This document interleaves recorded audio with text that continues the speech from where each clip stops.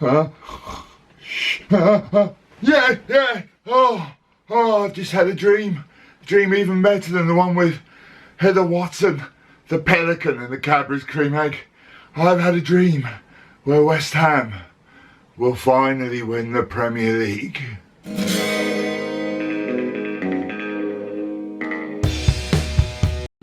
Hi gang, welcome to Mike on Monday, the West Ham show which dares to dream big.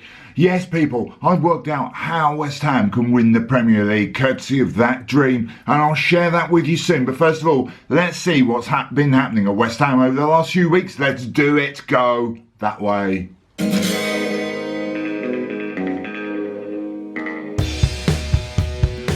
Well gang, lovely to see you all again, or for you to see me. It's been a couple of weeks since the last show, and in those couple of weeks a few things have happened. Now, there's a lot of transfer tittle-tattle that's been covered elsewhere on Hammers Chat, so I'm probably not going to go into that, except to say, when you're being linked with Simone de Beauvoir and Jack Kerouac, you know too much acid has been taken by some reporters. This week though, or last week actually, the West Ham did release their new kit to much indifference from West Ham fans. Here it is in all its glory, home and away there. And I don't know, some people didn't like it, some people did like it. It reminded me a little bit of this one, being all claret with no blue sleeves, the Alpari classic. Even has the little hoops. The hoops this time are in claret as opposed to white. I always loved this kit actually, and I quite like the new one. I prefer blue sleeves, but you know what, I'll take it. Every 5 years or so we seem to do that. The away kit's a bit controversial. It just is. It just kind of is, isn't it? You will never get anything as clean and classic as that again, will you, gang? That's got to be the all-time West Ham shirt for me, home or away. But there you go. And I'm too fat to wear those, by the way, now. But there you go. But I think the West Ham kit starts to look a lot better if you take in consideration what everybody else has done, because this season it looks like being a real wear the sunglasses horror show time for football kits across the league. Even formerly reliable, decent shirt wearers like, say, Crystal Palace. And look at this thing, and what is this thing? And it's a trend you'll see again and again, where it all goes weird at the bottom, and it goes into weird stripy bits at the bottom of the kit. I mean, Palace kind of make up for it with a wicked away kit, but a lot of teams done this. And Tottering Hot Shots is horrific, this Tottering Hot Shots one, and even Man United have managed to get in on this weird thing at the bottom where it goes sort of black into red in thin stripes.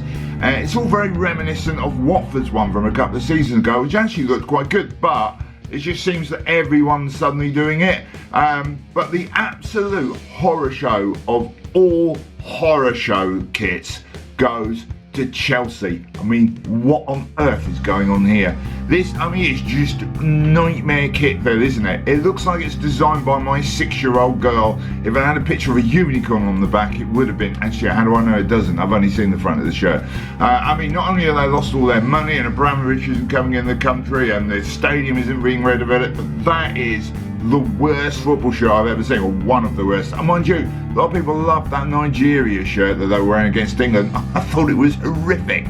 I had to look away every time there was a close-up one of their players, but there you go. So, football kit's covered, guys. You can be indifferent about the West Ham kit, but it's way better than any of those, isn't it? Do you know what I mean? Yeah. Now, a lot of other things have been going on. Our manager, Manuel Pellegrini, was held up by gunpoint, apparently over the weekend in Chile. Just wait till he gets to the East End of London. He'll be held up by rolled up bit of paper point, you know what I mean? Because we're just like that, but poorer. The season ticket renewal passed, the deadline for that passed.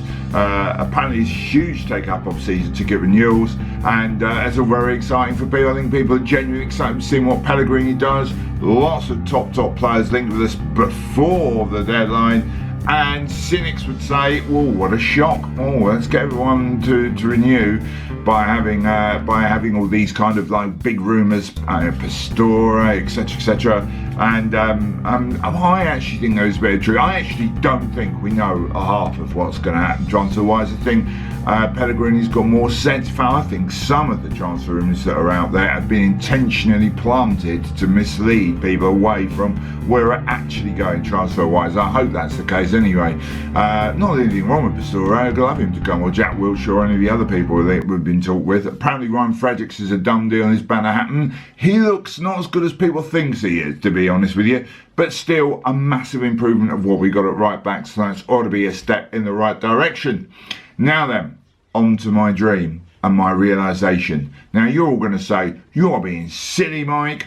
What are you talking about? We say that actually every week. But I mean, I genuinely do think that West Ham could win the Premier League. And here's how they're going to do it. Gather around. Come on. They're going to do it by getting more points than the other teams. That's all we got to do, folks. Think about it. That is it.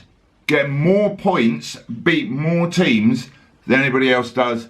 And we've cracked it. There you go, folks. How West Ham can win the Premier League. Very simple, very straightforward. Now you know why you watch this show, don't you? Anyway, on with all your questions. A lot of you have been very, very kind enough to send me questions in over the last couple of weeks, and I'm going to do my best to answer them. Let's go.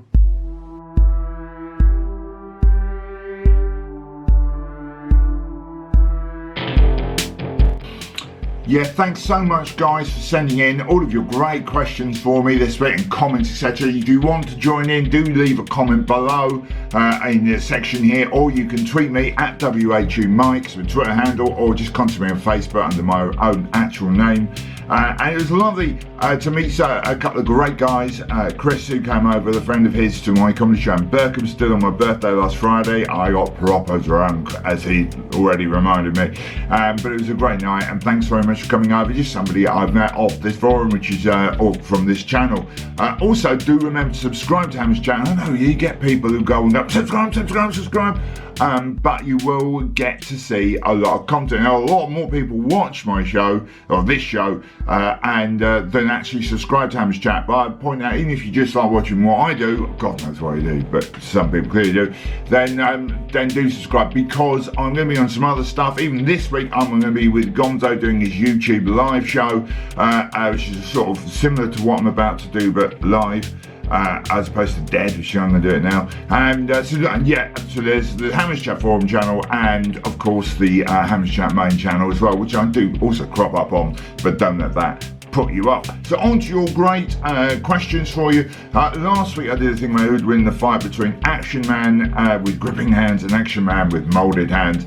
And John Walls added that Steve Austin would have beaten either Action Man. Right.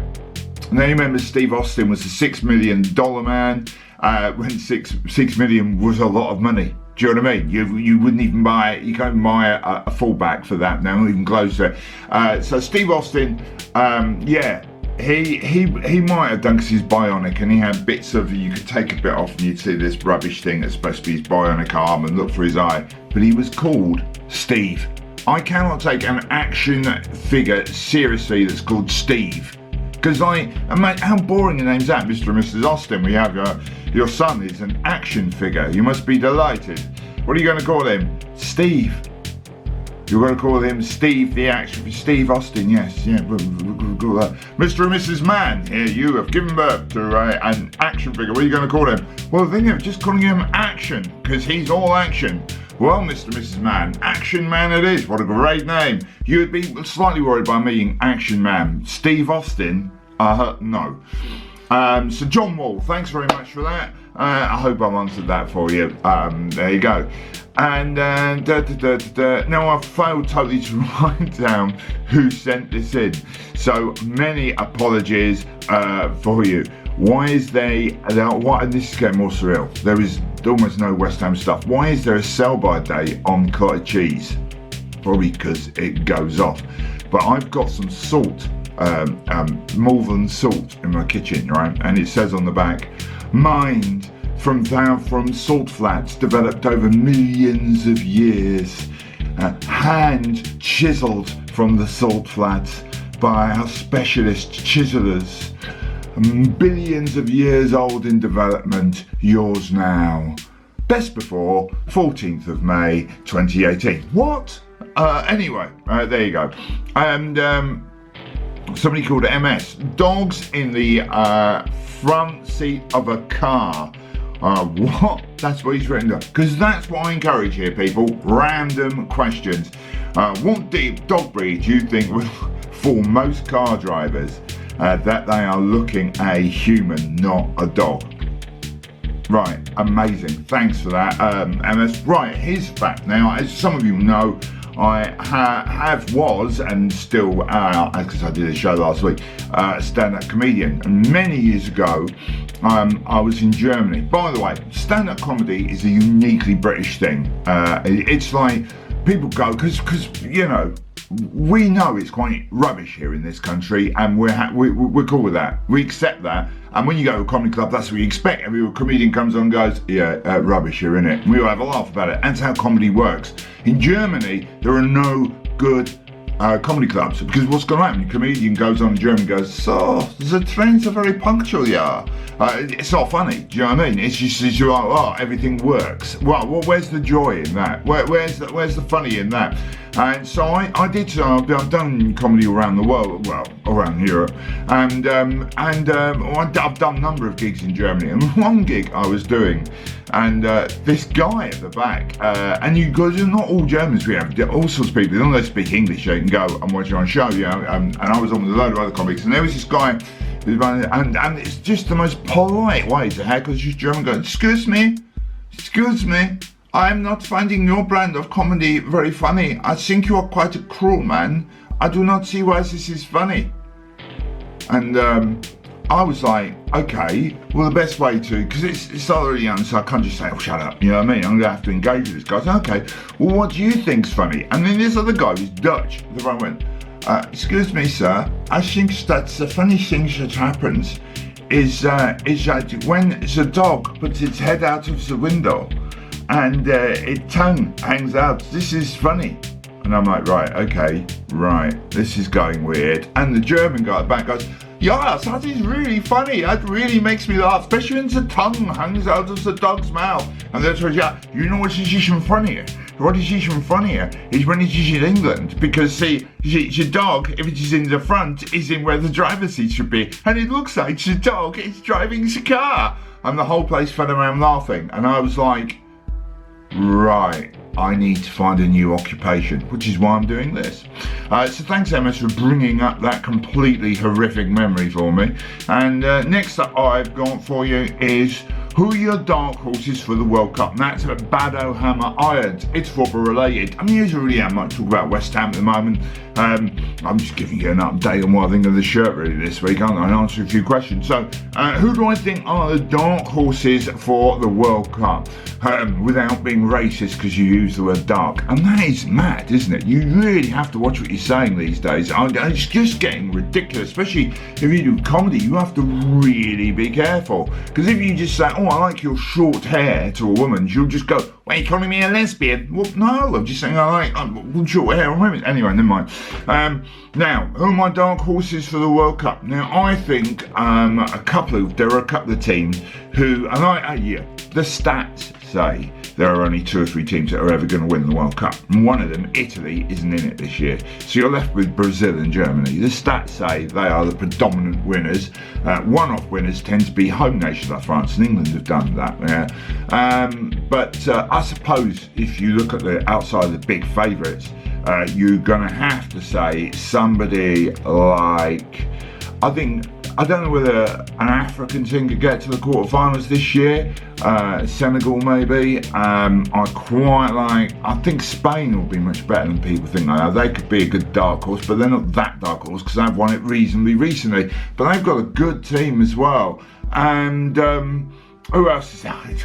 God no, actually, in some ways, it is one of the most open World Cups ever, because Germany have looked absolute pants in the run into this. Portugal don't look much better, they're the European champions. Brazil, well, they would be favourites, but it's in Russia, and that can't be good for Brazil. Not that Russia's going to be like -20 or anything, but you know. Argentina, that could be a good dark horse. They get that act together defensively, they definitely have a good chance. They've certainly got the chops going forward. And but you know, who else do you see really? So who do you think is a good dark horse for the World Cup? Let me know in your comments below. What do you think of the West Ham shirt? Let me know in your comments below. And just do try and find new words to describe just how bad that Chelsea shirt is as well. I'll be back in a few weeks unless something major happens, like we actually confirmed signing Lionel Messi or another class player, and then I'll come back and talk about that next week. Otherwise, we'll be back in a couple of weeks. I'm going to be doing some World Cup shows over the World Cup. If and when I find funny stuff to take the mickey out of the World Cup on. And I'll be on Gonzo's show. He did it on Friday last week. I'm not 100% sure he's on Friday again this week, but it'll be later this week, his YouTube live show. So I hope to see you then. And thanks so much for watching. Do forget to subscribe if you don't. No, I said do forget. Don't forget to subscribe to both channels. Leave a thumbs up if you've enjoyed the show below, and don't if you didn't. And until next time, I'll see you then. Come on, you irons.